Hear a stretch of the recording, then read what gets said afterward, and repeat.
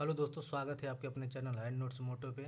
जैसे कि आप लोग जानते हैं कि जो ग्रुप डी का जो कि डेट आ चुका है और मैं उसी के लिए जो कि प्रीवियस ईयर 2022 में जो भी जितने भी मैथ के मतलब कि हो चुके तो मैं उसको क्या आगे कंप्लीट करा रहा हूँ। आज मेरा सेट नंबर क्या है, 3 है। तो आइए स्टार्ट करते हैं और देखते हैं कि सेट नंबर 3 में कैसा प्रश्न पूछा गया था। ठीक है, देखिए मैथ का है सवाल।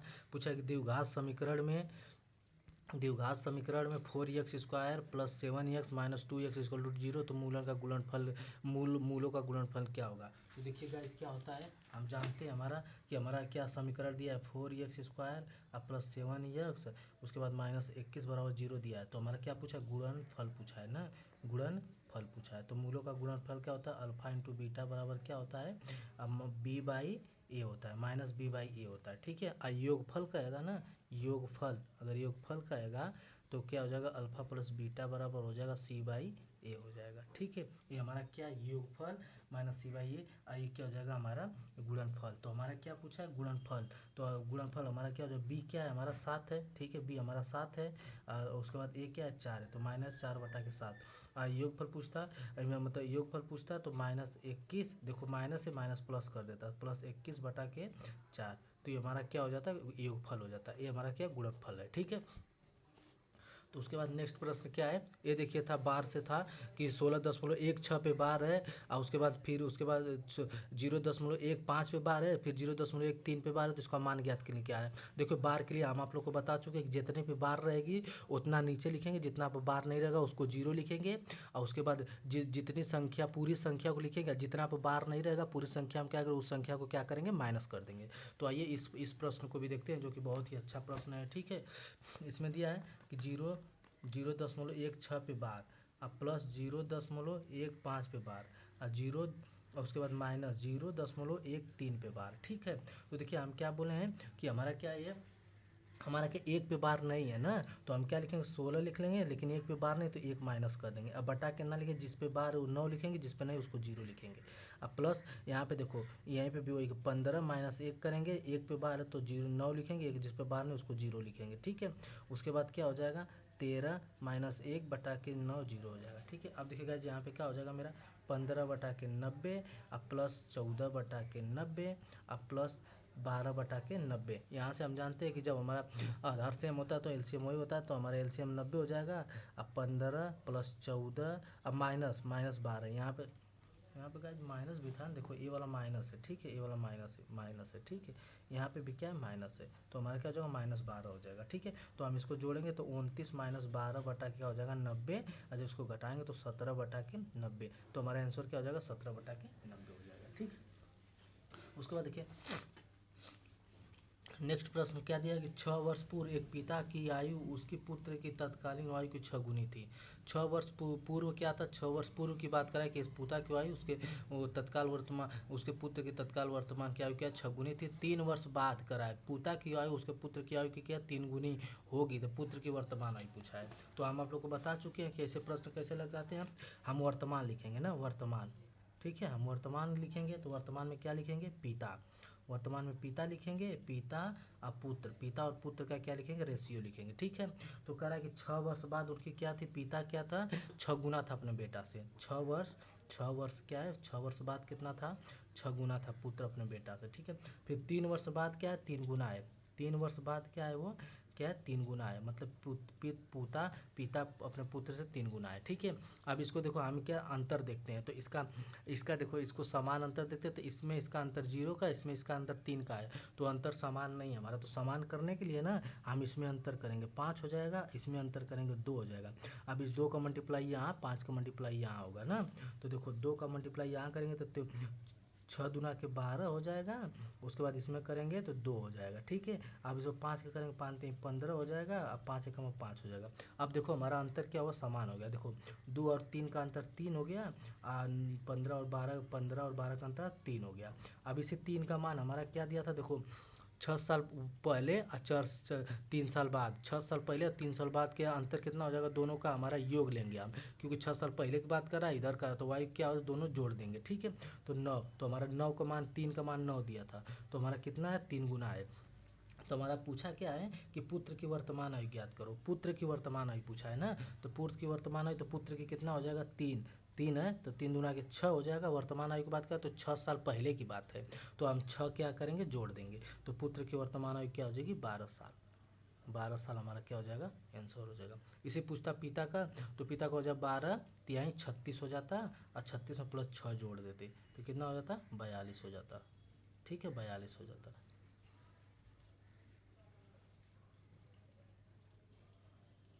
तो हमारा क्या हो जाएगा, और मतलब ये हमारा क्या हो जाएगा, पुत्र का पूछा, पुत्र कितना है, 12 साल आ जाएगा। तो हमारा आंसर क्या हो जाएगा, 12 साल हो जाएगा। ठीक है, बस यही प्रश्न पूछा था, जो कि एक अच्छा सवाल है। ठीक है, उसके बाद देखिएगा नेक्स्ट प्रश्न क्या पूछा था, 2 अंकों की संख्या 2 2 और 4 दोनों से विभाज्य है। तो देखो 2 और 4, 2 अंकों की संख्या 2 2 और 4 दोनों से विभाज्य। तो देखो 2 अंकों की सबसे छोटी संख्या क्या होती है, 2 अंकों की सबसे छोटी संख्या होती है 10।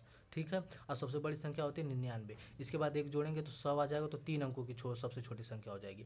तो क्या हो जाएगी, 2 अंकों की सबसे छोटी संख्या क्या होती है, 10 होती है। इसको क्या करेंगे, 2 से भाग देंगे, इसमें भी 2 से भाग देंगे, तो ये कितना आएगा, 4 आलम जाएगा ना। इसको करेंगे तो 2 चौक को 2 दूना के 4, 2 चौक को 8 हो जाएगा,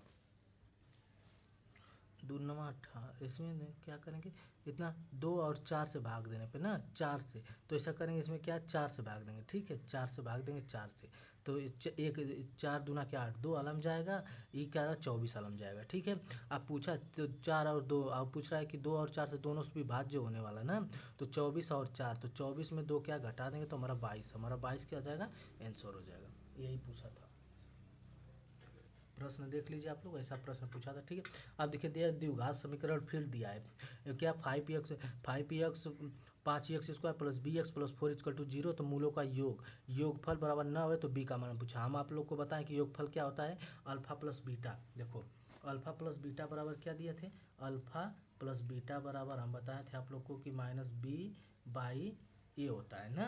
अल्फा प्लस बीटा बराबर माइनस बी बाई ए होता है, और अल्फा इंटू बीटा बराबर क्या होता है, माइनस सी बाई ए होता है। ठीक है, तो अल्फा प्लस बीटा का मान, मूलों का योग कितना दे दिया है, हमारा 9 दे दिया है, इसका मान 9 दे दिया है।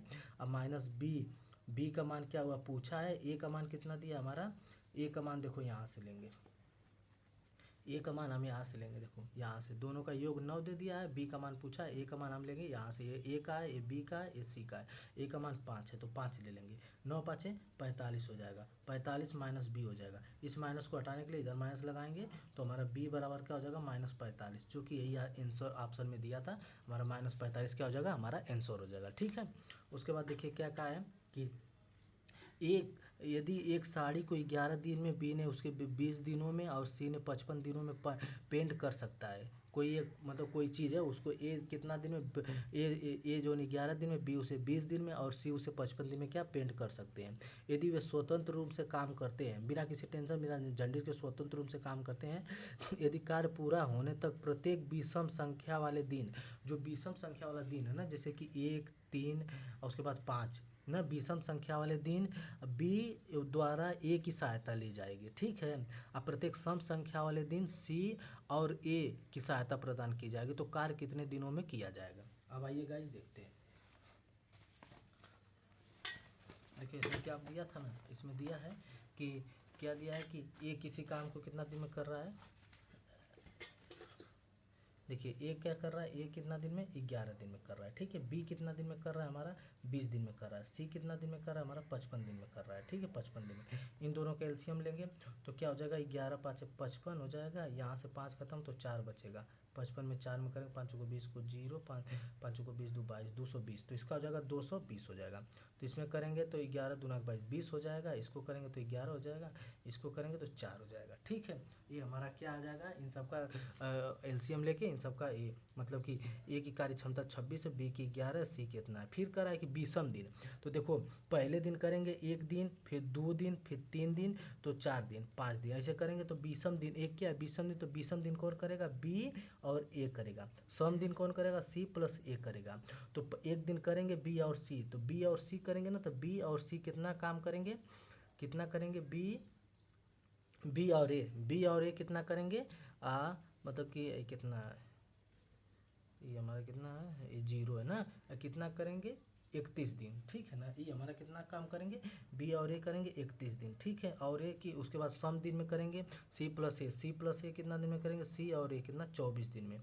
24 दिन में, दोनों को जोड़ देंगे तो एक दिन एक किया, एक दिन एक किया, तो काम कितना हुआ, एक एक 2 दिन, 2 दिन तक काम किए तो कितना काम किए, 5 हो जाएगा, अब 5 हो जाएगा, 55 काम कर दिए, 2 दिन तक 55 काम कर दिए। हमें काम कितना कराना है, 220 कराना है। तो देखो हम इसमें 4 से गुणा करेंगे तो कितना हो जाएगा, 220 हो जाएगा। तो इसमें कि 4 से गुणा करेंगे हम तो 8, तो मतलब 8 दिन में हमारा 220 काम हो गया। ठीक है, तो हमारा आंसर क्या आ जाएगा, 8 दिन। बस यही पूछा था। उसमें यही कहा था ना कि विषम दिन में बी की ए सहायता लेता है और सम दिन में सी की ए सहायता लेता है, तो काम को कितने दिन में पूरा करेंगे। तो हम जान जाए कि दोनों दिन में करेंगे, दोनों मिल के तो 55 दिन करेंगे, फिर 4 गुना 420 होता है, हमें 4 गुना इसको करेंगे 8 दिन में कार्य क्या हो जाएगा, समाप्त हो जाएगा। ठीक है, देखिए ये वाला भी हो गया। और देखिए नेक्स्ट प्रश्न देखते हैं। और देखिए ये क्या दिया है, कोई भी वेकेंटस नाम है, ठीक है। वेकेंटस ने एक पुराना स्कूटर खरीदा और इसकी मरम्मत पर क्रय मूल्य के 10% के बराबर राशि खर्च की। देखो क्रय मूल्य, यहाँ पे सीपी का बात किया, सीपी के क्या है कि 10% बराबर राशि खर्च की। उसने स्कूटर को 2200 के लाभ पर बेचा, ठीक है, 2200 के लाभ पर बेचा। यदि उसे 20% का लाभ हुआ तो उसने मरम्मत पर कितना खर्च किया था। तो आइए इसको देखते हैं। देखिए क्या कर रहा है, 20% लाभ पे क्या कर रहा है, बेच रहा है ना। तो देखो को 20% का रेशियो हमारा क्या होता है,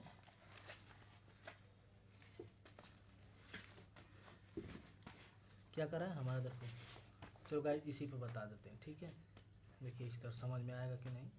देखिए 20% का हमारा रेशियो क्या होता है, 1/5 होता है। तो 5 की चीज़ क्या किया, 6 में, 5 की चीज़ कितना दे दिया, 6 में। हमारा 5 क्या सीपी हो गया, 5 की चीज़ 6 रुपये में बेच दिया। ठीक है, 5 की चीज़ 6 रुपये में बेच दिया। तो इन दोनों का कितना, इन दोनों का अंतर मतलब कितना का, 2200 का लाभ हो रहा है। तो इन दोनों का लाभ कितना हो रहा है, अंतर 1 का, मतलब 1 का लाभ हो रहा है। 1 का मान हमारा कितना दिया था, 2200 दिया था। ठीक है, 2200 दिया है हमारे, क्या हमको क्या निकालना था, सीपी निकालना है। तो सीपी कितना है, 5 है। तो 2200 में 5 से गुणा करेंगे तो हमारा 11,000 क्या आ जाएगा, सीपी हमारा 11,000 क्या आ जाएगा, 11,000 हमारा सीपी आ जाएगा। ठीक है, अब यहाँ फिर कहा है कि सीपी पर 10% के लाभ पे, बराबर लाभ पे, मतलब 10% के बराबर लाभ पे। ठीक है ना, तो देखो यहाँ पे क्या करेंगे ना कि चलो यक्स मान लेते हैं ना, यक्स पे क्या करते हैं, 10% के बराबर लाभ, 110 बटा के 10% का बराबर लाभ 110 बटा, ऐसे कर सकते हैं ना। 10 का हमारा परसेंटेज रेशियो क्या तो फ्रैक्शन वैल्यू क्या होता है, 1/10, 1/10 होता है। तो यक्स है, इस पर क्या बराबर लाभ पे 11/10 करेंगे। इसी को क्या कर रहा है, 11,000 में दे रहा है। तो 11 से 11 कट जाएगा और उसके बाद 1 जीरो इधर आ जाएगा, मतलब 10,000। तो हमारा 10,000 हो गया। 11,000 है, ये 10,000 है, तो 11,000 10,000, तो 11,000 हमारा क्या है, वो सी पी है, वो हाँ 11,000, और क्या हमारा ये एस पी है, वो क्या है हमारा सी पी है, इस हमारा सी पी आ गया। ठीक है, वो एस पी है। 11,000 है और 10,000, तो इन दोनों का अंतर क्या हो जाएगा, 1,000। 1,000 क्या किया, वो मरम्मत के लिए लगाया है। ठीक है, बस यही प्रश्न था। अब देखिए गाइज क्या है ना, राम की आयु 55 वर्ष है और सोम की आयु 25 वर्ष है। राम की आयु 55 वर्ष है और सोम की आयु 25 वर्ष है।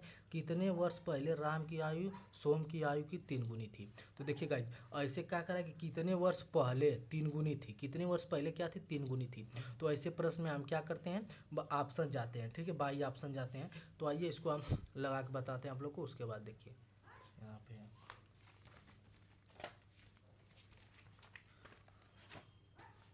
देखिए कहा है ना कि हम मान लेते 55 है ना, तो क्या का पहले के बाद का है ना, तो हम मान लेंगे 55 और माइनस क्या हो जाएगा यक्स, और उसके बाद बराबर क्या हो जाएगा 25 और माइनस यक्स, उसके बाद क्या 3 गुनी थी। और ये गाइस जिसको ये बहुत बड़ा हो जाएगा, एग्जाम में फॉलो नहीं करना। ठीक है, देखो हम क्या करेंगे, बाई ऑप्शन जाएंगे।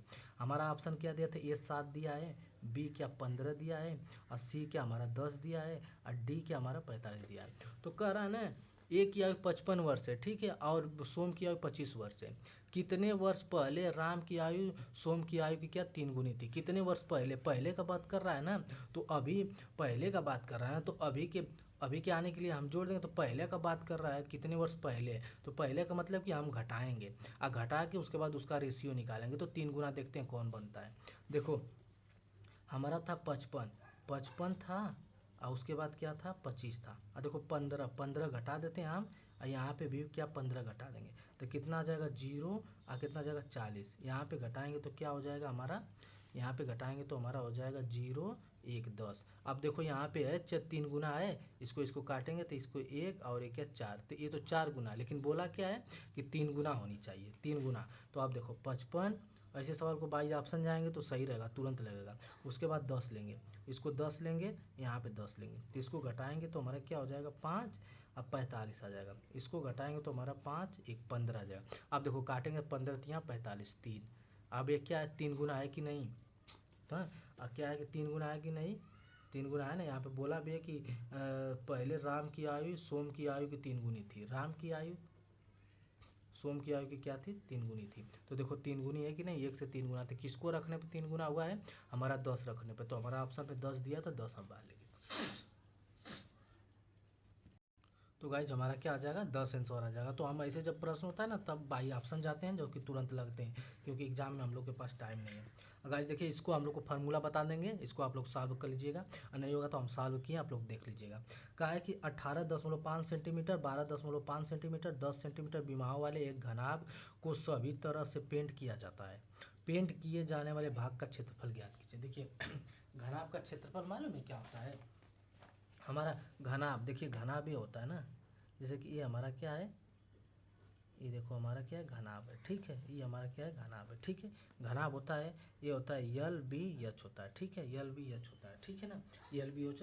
तो घनाभ का हमारा total surface area, total surface area क्या होती है 2। देखो टोटल सरफेस एरिया की ये यल है, ये यल है, ये बी है तो ये बी है, ये एच है तो ये बी एच है। तो क्या होता है 2 यल बी न प्लस 2 बी एच न प्लस 2 एच यल, ये होता है ना। तो टोटल सरफेस एरिया निकालने के लिए हम क्या करते हैं, 2 कॉमन ले लेंगे, यल बी प्लस बी एच और प्लस एच यल, ये ही ले लेंगे। तो यहाँ पे हमारा दिया है, देखो यहाँ पे दिया है यल का नाम, बी का, एच का मान, तो हम इसको क्या करेंगे इस पर रख देंगे, हमारा आ जाएगा ऑप्शन। अब देखो घनाभ का आयतन बोलेगा, तो घनाभ का आयतन क्या हो जाएगा हमारा, घनाभ का आयतन बोलेगा ना, तो आयतन कुछ नहीं करना, आयतन जब बोलेगा तो हमारा L into B into H, यही हमारा आयतन हो जाएगा। घनाभ का विकर्ण बोलेगा, विकर्ण निकालने के लिए बोलेगा तो विकर्ण हमारा क्या हो जाएगा अंडर रूट में L square plus B square और प्लस एच स्क्वायर, हमारा ये हो जाएगा यल अंडर रूट में L square B, L square plus B square plus H square, ठीक है।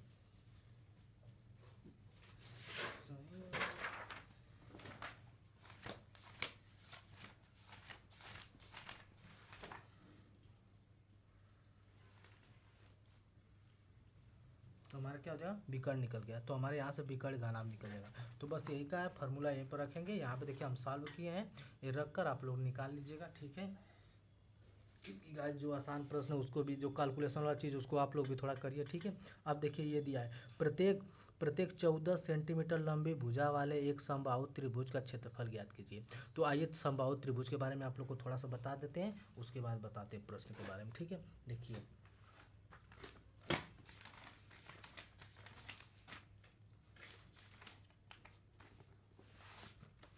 देखिएगा ये हमारा क्या है समबाहु, समबाहु का मतलब क्या होता है समान भुजा, जिसकी क्या होती है समान भुजा क्या होती है समबाहु कहलाती है, ठीक है। तो हमारा समबाहु क्या होगा समान भुजा। देखिए ये हमारा क्या है त्रिभुज है, ठीक है, त्रिभुज है, इसका क्या है पूरी भुजा क्या है बराबर होती है। तो जब समबाहु त्रिभुज का परिमाप बोलेगा तो परिमाप हमारा क्या हो जाएगा, जब पूरी भुजा बराबर है तो ए 3 है, तो हमारा परिमाप कितना हो जाएगा 3 हो जाएगा। ऊंचाई बोलेगा तो ऊंचाई देखिए हम निकाले हैं, ऊंचाई यहाँ से निकाले इतना कैलकुलेशन करके, तो अंडर रूट 3/2 इंटू ये होता है, आप लोग ऊंचाई याद रखिएगा। और देखिए त्रिभुज का एक क्षेत्रफल होता है 1/2 बेस इंटू हाइट होता है, ठीक है। लेकिन यहाँ पे देखिए ये अगर फॉलो नहीं कर रहा है तो यहाँ पे समबाहु त्रिभुज का क्षेत्रफल हम याद रखेंगे, जो कि बहुत ही मोस्ट इंपॉर्टेंट है। यहाँ पे समबाहु त्रिभुज का क्षेत्रफल होता है अंडर रूट 3/4 भुजा स्क्वायर, अंडर रूट 3/4 भुजा स्क्वायर। तो यही हमें क्या याद रखना है, ठीक है। तो समबाहु त्रिभुज के बारे में थोड़ा आप लोग को बता दिए। अब आइए प्रश्न देखते हैं। 14 सेंटीमीटर दिया था भुजा, एक समबाहु त्रिभुज है, तो देखो समबाहु त्रिभुज का क्षेत्रफल पूछा तो हम क्या बताएं अंडर रूट 3/4 भुजा स्क्वायर। तो अंडर रूट 3/4 भुजा का मान कितना दिया 14, गुणते कितना हो जाएगा 14, 2 से काटेंगे 2 दूना 4, 2 7 14, 2 से काटेंगे 14, 7 7 49 और ये अंडर रूट 3, 49 अंडर रूट 3 हमारा क्या हो जाएगा आंसर हो जाएगा। तो यही हमारा क्या है प्रश्न है, ठीक है। और गाइस देखिए एक प्रश्न ये था कि पहली संख्या दिया था पहली संख्या गुणते दूसरी संख्या हम जानते हैं एलसीएम गुणते एचसीएफ होता है, क्योंकि देखो एक तो पहली संख्या गुणते दूसरी संख्या बराबर एलसीएम गुणते एचसीएफ होता है ना। एलसीएम एचसीएफ सवाल दिया था, एलसीएम हमारा दिया था 434 और एचसीएफ दिया था 7, और पहली संख्या दिया था 14 और दूसरी संख्या पूछा था क्या होगा। तो हमें फार्मूला याद है कि पहली संख्या गुणते दूसरी संख्या बराबर एलसीएम गुणते एचसीएफ होता है। हमारा 7 दिया, देखो 7 दूना के 14, 2 से 8 को काटेंगे तो कितना हो जाएगा 217। तो हमारे आंसर इस तरह था, तो हम पूरा आंसर नहीं उतारे, बस इसी तरह आप लोग को बता दिए। इसका आंसर हो जाएगा 217 हो जाएगा, ठीक है। और देखिए क्या कहा है, एक दुकानदार किसी पुस्तक को 14% की हानि पर बेचता है, 14% की हानि बेचता है। यदि विक्रय मूल्य में 100 रुपये की वृद्धि होती है, विक्रय मूल्य में कितने की वृद्धि होती है 100 रुपये की, तो उसे 10% की लाभ होता है, 6% का लाभ होता है। तो वस्तु का क्रय मूल्य सीपी पूछा है ना, तो देखो हम मान लेते हैं कि वो हमारा क्या है पूरा 100 है, ठीक है 100 मान लेते हैं। वस्तु का क्रय मूल्य क्या है 100 है, ठीक है 100 मान लेते हैं। इस पर क्या है 14% की हानि, 14% की हानि का मतलब कि 86, और 6% का लाभ मतलब कि 106। 14% की हानि 86, 6% का लाभ मतलब 106। इसका अंतर क्या हो जाएगा 20। 20 का मान ही हमारा क्या दिया है 100 दिया है, ठीक है। तो 20 का मान, तो 1 का मान कितना हो जाएगा 5 हो जाएगा, 1 का मान 5 हो जाएगा, तो 100% का मान कितना हो जाएगा 500 हो जाएगा। तो हमारा आंसर क्या हो जाएगा 500। तो ऐसे हम लोग को देखना है, क्योंकि हम सीपी को मान लिए 100, इस पर बोला 14% की हानि, हाँ। उसके बाद फिर विक्रय मूल्य हमारा कितना 100 रुपये की वृद्धि होता है, और उसके बाद फिर क्या है कि उसके बाद ये 106 हो गया, फिर इसका अंतर देखेंगे तो कितना की वृद्धि हो रहा है, तो 20%, 20 का मान दिया है 100, मतलब कि 1 का मान 5 हो जाएगा, 100 का मान 500 हो जाएगा। अब देखिएगा ये कि बहुत ही आसान प्रश्न है, ठीक है। इसमें दिया था नीचे दी गई आकृति में रेखा यल यम के समानांतर है। यल जो है ना यम के क्या यल है यम है, यल यम के समानांतर है। 2x प्लस वाई का मान ज्ञात कीजिए, ठीक है 2x प्लस वाई का मान ज्ञात कीजिए। जिसे ये संख्या दिया था ना, दिया है ये देखो यहाँ पे क्या लिखा था 60 लिखा था। आइए हम इसको आप लोग को बताते हैं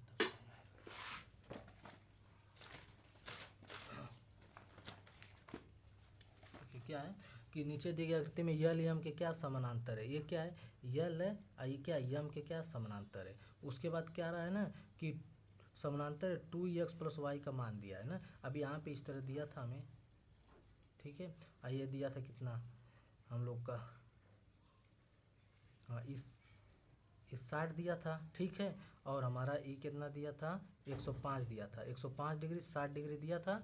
तो हमारा पूछा था कि यहाँ पे यक्स दिया था और यहाँ पर वाई दिया था ना, तो हमारा यक्स वाई का मान निकालना है, ठीक है। तो देखो गाइस क्या होता है, ये क्या होता है ये क्या होता है कि ये पूरा डिग्री हमारा कितना 180 का होता है, तो हमारा वाई का मान कितना हो जाएगा 100 क्या 180 का होता है पूरा 60 है, तो ये कितना हो जाएगा 120 बचेगा, तो वाई का मान 120 हो गया।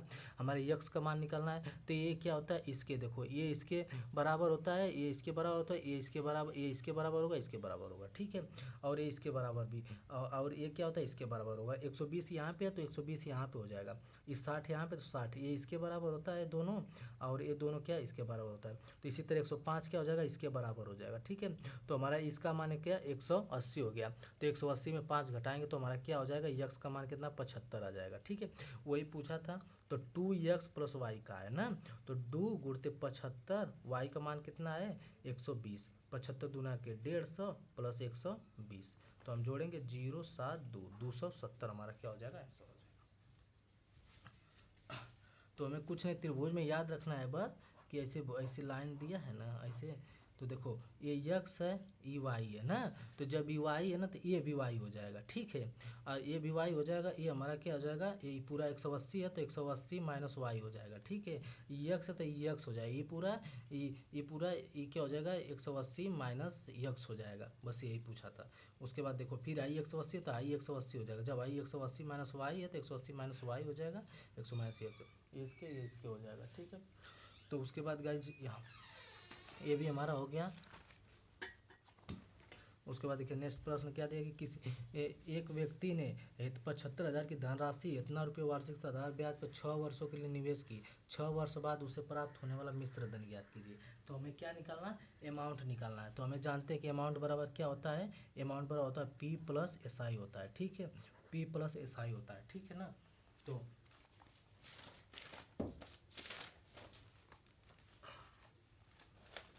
देखिए हमारा क्या होता है अमाउंट निकालने के लिए बोला, अमाउंट बराबर क्या होता है पी प्लस एस आई होता है, ठीक है। हमारा क्या दिया एस आई बराबर क्या होता है पी आर टी अपान क्या होता है 100 होता है ना। तो हमारा एस आई दिया है, अब पी का मान कितना दिया है 75,000 दिया था। आर का मान कितना दिया था, देखो 7 दूना 14 एक 15 बटा के 2 हो जाएगा, ठीक है 15 बटा के 2। उसके बाद क्या हो जाएगा गुणते 6 वर्ष दिया था, ठीक है 6 वर्ष दिया था। एक क्या हो जाएगा हमारा 100 हो जाएगा, ठीक है। अब इसको काटेंगे 2 से 2 कट जाएगा, ये कितना 3 हो जाएगा। और जब इसको गुणा करेंगे 15 या 45 मतलब कि 750 गुणते 45 का तो कितना आ जाएगा 3375 आ जाएगा हमारा। क्या आ जाएगा एस आई आ जाएगा 3375। तो हमारा अमाउंट बराबर क्या होता है पी प्लस एस आई होता है। तो एस आई आ गया, पी का मान कितना दिया है 75,000, ठीक है 75,000 दिया। इन दोनों को जोड़ेंगे 057 75 8 मतलब कितना 1,08,700 मतलब कि इकाई दाएं सैकड़ा हज़ार 10,000 लाख 1,08,750। ये हमारा क्या हो जाएगा आंसर हो जाएगा, ठीक है। क्योंकि अमाउंट पूछा था तो हमारा अमाउंट बराबर हो गया, अमाउंट बराबर ये क्या दिया था हमारे एस आई, ये पी दिया था। तो एस आई प्लस पी को दोनों को जोड़ेंगे तो अमाउंट निकल जाएगा, ठीक है। उसके बाद देखिए गाइज नेक्स्ट प्रश्न दिया है यक्स का मान 8 दिया है, वाई का मान 12 दिया है, ठीक है। तो पूछा था एक एक दिन छोड़कर ये तो काम करते हैं। तो यक्स पहले दिन स्टार्ट करता है, मतलब एक एक दिन छोड़ के पहला दिन कौन करेगा, पहले दिन यक्स स्टार्ट, ऐसा सवाल था टाइम एंड वर्क का है। एक किसी काम को कितना 8 दिन में करता है, वाई उसी काम को 12 दिन में करता है। एक दिन छोड़कर यक्स पहले दिन करता है, यक्स क्या है पहले दिन से शुरू करता है तो उस काम को कितने दिन में करेंगे, ठीक है। तो ऐसे प्रश्न देखिए देखते हैं, हम बताते हैं आप लोग को। यक्स कितना दिन में कर रहा है 8 दिन में ना, वाई कितना दिन में कर रहा है हमारा 12 दिन में कर रहा है। तो इन दोनों का एलसीएम लेंगे कितना हो जाएगा 24 हो जाएगा। 8 तरीके 24, 12 दूना 24, ठीक है। और उसके बाद क्या रहा है एक एक दिन छोड़ के ना, तो देखो एक एक दिन छोड़ के मतलब पहले क्या यक्स से स्टार्ट करने के लिए बोला है। तो पहले यक्स करेगा, फिर उसके बाद एक दिन छोड़ने के बाद फिर क्या करेगा, फिर वाई करेगा, फिर उसके बाद क्या करेगा यक्स करेगा, फिर वाई करेगा ना। तो देखो पहला दिन यक्स करेगा और उसके बाद फिर उसके बाद अगले दिन वाई करेगा, तो दोनों करेंगे तो 3 दो 5 मतलब 2 दिन तक दोनों कितना 5 काम कर देंगे, ठीक है 2 दिन तक 5 काम कर देंगे। हमारा 5 की हमारा काम कितना है 24 है, तो हमें कितना है 24 तक जाना है। तो हम 4 का मल्टीप्लाई करेंगे 5 को 20 काम हो गया कितना दिन में गुणते 4 दूना के 8 दिन में, 8 दिन में हमारा क्या हो जाएगा 20 काम हो गया।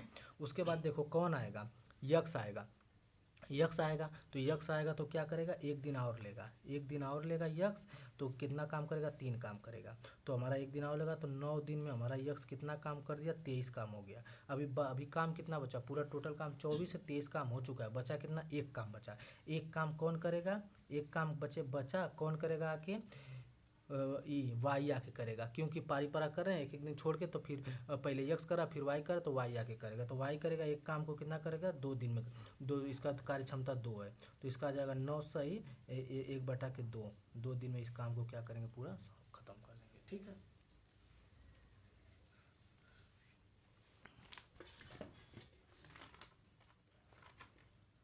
और गाइस ये हो गया। देखिए अब फिर कहा है क्या कि एक व्यक्ति 3 घंटे 8 किलोमीटर की यात्रा करता है और वह आगे 2 घंटे की यात्रा पूरा करता है। यदि पूरी यात्रा के लिए औसत चाल इतनी है तो 2 घंटे में तय की गई दूरी क्या है। तो देखिए हमें क्या करना है औसत चाल निकालना है। तो औसत चाल क्या होता है कुल दूरी बटा के कुल समय, तो कुल दूरी बटा के समय होता है। तो दूरी हमारी देखो यहाँ पे दूरी बराबर होता है हमारा, दूरी बराबर क्या होता है समय गुणते चाल होता है। हमारा समय दिया है कितना 5 और कितना दिया है 30 दिया है, इसको मल्टीप्लाई करेंगे तो 150 आएगा। फिर 2 घंटे बाद कितना दिया था 80 किलोमीटर ना, तो 80 तो हम 2 घंटे बाद निकालना है तो 150 में 80 घटा देंगे 70 किलोमीटर हमारे आंसर आएगा, ठीक है। आप लोग भी देख लीजिए गाइस। देखिए ये एक प्रश्न था, ये बहुत ही आसान है, जिसने भी हम इसको पढ़े थे, मुझे लग रहा है इंटर में पढ़े थे। ये क्या है ना सर्गवांशम करके था, जिससे कि सर्गवांशम का मतलब क्या होता है ना, ये देखो ये हमारा त्रिभुज है ना, तो ये भी त्रिभुज होगा हमारा। ये क्या करेगा इसके ऊपर आके लग जाएगा, इसको हम जब इस पे रखेंगे तो इसी पे आके हो जाएगा। तो ये क्या होता है ए होता है, बी होता है, ए सी होता है और सी डी ए होता है। तो इसको हम क्या लिखते ना है कि ए बी सी सर्गवांशम है, ऐसे करके ऐसे इसका चिन्ह लगता है किसके ए बी सी सर्वांशम में किसके सी डी ए के। तो ये क्या इसी पे सवाल था। तो देखो ए ऐसे दिया, अब मान लो कोई ऐसा त्रिभुज है ऐसा दे दिया है, ठीक है। उसके बाद फिर कोई ऐसा दे दिया तो ये दोनों क्या सर्वांसम होने चाहिए, तो इस पे आके देखो लग जाएगा। तो वही कहा था कि हमारा CAB, एंगल CAB, देखो एंगल CAB क्या बराबर दिया था, देखो इसे दिया था एंगल, हमारा ट्रिएंगल जो दिया था ए एंगल ट्रिएंगल दिया था CAB ना, CAB अब पूछ रहा था कि सर्वांसम किसके बराबर होगा। तो हम जानते हैं कि हमारा CAB किसके होगा, DAB के होगा, तो DAB के होगा, तो हमारा DAB क्या हो जाएगा, आंसर हो जाएगा। बस यही था। अब गाइस देखिए ये भी बहुत आसान सवाल है। इसमें क्या है ना, अरूण की एक छोटी बहन है, वरुण है एक छोटी बहन है, ठीक है, जिसकी आयु क्या है, अरूण से 8 वर्ष कम है। तो पहले से ही क्या है, 8 वर्ष कम है। जब देखो 8 वर्ष कम है तो उसकी आयु पूरे, जब तक दोनों लोग जिएंगे तब तक 8 साल कम में रहेगी उसकी, वरुण से उसकी बहन की 8 साल कम है ना। अब देखिए क्या है, 8 साल कम है, तो हम मान लेते हैं कि अरूण है छोटी बहन है, 8 साल कम है, तो अरूण की 8 है, इसका 1 है, तो क्या 8 साल कम है। यदि वरुण की बहन वायु 18 वर्ष की है तो वरुण की आयु क्या है। आप देखो वरुण की बहन की आयु कितनी है, 18 वर्ष है ना। अब 18 वर्ष है, अभी क्या इससे 8 साल क्या है कम है, तो इसमें क्या करेंगे +8 कर देंगे, क्योंकि इससे 8 साल वरुण बेसी है ना, 8 साल बेसी तो +8 कर देंगे, तो क्या 26 हो जाएगा। तो अरुण की वर्तमान आयु क्या आ जाएगा, 26 आ जाएगी, जो कि बहुत ही आसान प्रश्न था, ठीक है। उसके बाद देखिए गाइज ये भी हमारा क्या कि प्रश्न जो कि बहुत ही अच्छा है, थोड़ा सा कैलकुलेटिव है, जो देखेगा कुछ कैलकुलेटिव नहीं है, ठीक है। देखो ये हम जानते हैं कि जब मल्टीप्लाई दिया रहता है ना तो उसका आधार सेम रहता है ना, तो घात क्या करती है, जुड़ जाती है आपस में। बस ये बात याद रखना है कि अगर जो मल्टीप्लाई में दिया है और उसका क्या है आधार समान है तो उसकी घात जुड़ जाएगी, ठीक है। तो हम आधार समान करेंगे, देखिए हम क्या करेंगे ना, देखो दिया था 2x +4 पे क्या दिया था 12, अब +2 8 पे क्या दिया था 3, अब बराबर 16 पे क्या दिया था 11 दिया था, ठीक है, यही दिया था हमारा। तो हम जानते हैं कि 2 के घात कितना x दिया था, ठीक है, तो 2 के घात x दिया है। अब प्लस इसको देखो क्या लिखेंगे, 2 के पावर 2 लिखेंगे, तो 12 दूना के 24, तो 2 के पावर क्या हो जाएगा हमारा 24 हो जाएगा। फिर प्लस देखो इसको लिखेंगे 2 के पावर 3 लिखेंगे, तितली के 9, तो 2 के पावर 9 हो जाएगा। अब बराबर 2 के पावर 4 लिखेंगे, 11 चौको 44, तो 2 के पावर कितना हो जाएगा 44 हो जाएगा, बराबर दिया है। तो हमारा देखो घात समान होगी तो इसका मतलब पूरे जुड़ जाएंगे, तो हमारा क्या हो जाएगा x +24 + 9 बराबर 44 हो जाएगा। बस यक्स का मान निकालना था, 9 4 13 को 3 33 हो जाएगा बराबर 44, तो यक्स बराबर क्या हो जाएगा 44 में 33 घट जाएगा तो आ जाएगा 11, तो हमारे यक्स का मान 11 आ गया। बस यही था। तो हमें याद करना है कि ये हमें हम लोग को इतना याद रहना चाहिए कि जो कि क्या है कि जो हमारे घात समान रहती है तो हमारा जो गुणनफल रहता है तो उसके बाद घातें जुड़ जाती है अगर उसका आधार समान है तो। अब देखिए गाइस ये देखिए बहुत आसान, इसको मैं नहीं बताऊंगा क्योंकि x बटा के y बराबर 3 बटा के 2 दिया है, x का मान कितना दिया है 3, y का मान किया है 2, और इसमें पूछा है कि x square plus Y square बटा के S square minus Y square, इसका मान पूछा है। बस तुरंत आप लोग रख के यहाँ पे सॉल्व किए देख लीजिएगा, और तुरंत ये x का मान रखना, y का मान रखना है, यहाँ पे आ जाएगा। गाइस त्रिकोणमिति का सवाल है, ठीक है, इसको आप लोग देख लीजिएगा। Cosec square theta minus cot square theta का होल स्क्वायर बराबर होना चाहिए किसका 1 माइनस कास थीटा के बटा के ए, तो ए का मान पूछा, तो आप लोग इसको देख लीजिएगा, ठीक है। नहीं समझ में आएगा तो मैं इसको सॉल्व कर दिया हूँ, देख लीजिएगा।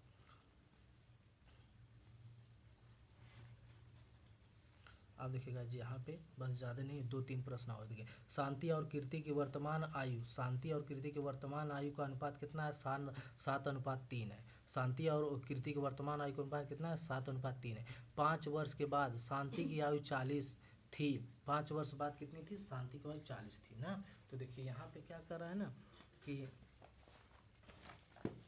कह रहा है ना कि शांति और कीर्ति की वर्तमान आयु का अनुपात कितना था, वर्तमान आयु, तो हम मानते हैं वर्तमान आयु का अनुपात किसका, शांति और किसकी, कृति, ठीक है, शांति और कृति कितना था 7 अनुपात कितना था 3 था। अब फिर कह रहा है कि 5 वर्ष के बाद शांति की आयु 40 थी, 5 वर्ष बाद, 5 वर्ष के बाद ना, 5 वर्ष के बाद कितनी थी, 5 वर्ष के बाद, 5 वर्ष के बाद कितनी थी इसकी आयु कितना थे कितनी थी 40 वर्ष थी ना। या तो फिर ऐसे कर लेते हैं इधर के, इधर पहले होता है तो इधर के कर लेते हैं कितना 5 वर्ष बाद, 5 वर्ष बाद इसकी आयु कितनी थी ना, उसके बाद इसकी आयु कितनी थी हमारी 40 थी, ठीक है।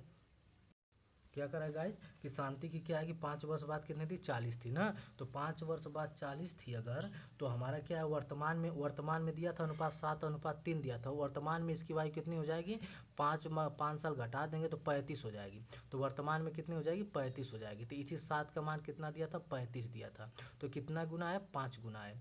तो हमारा पूछा कीर्ति की आयु, तो कीर्ति भी हमारी 5 गुनी हो जाएगी, 5 15, तो हमारे 15 आंसर आ जाएगा। बस यही पूछा था,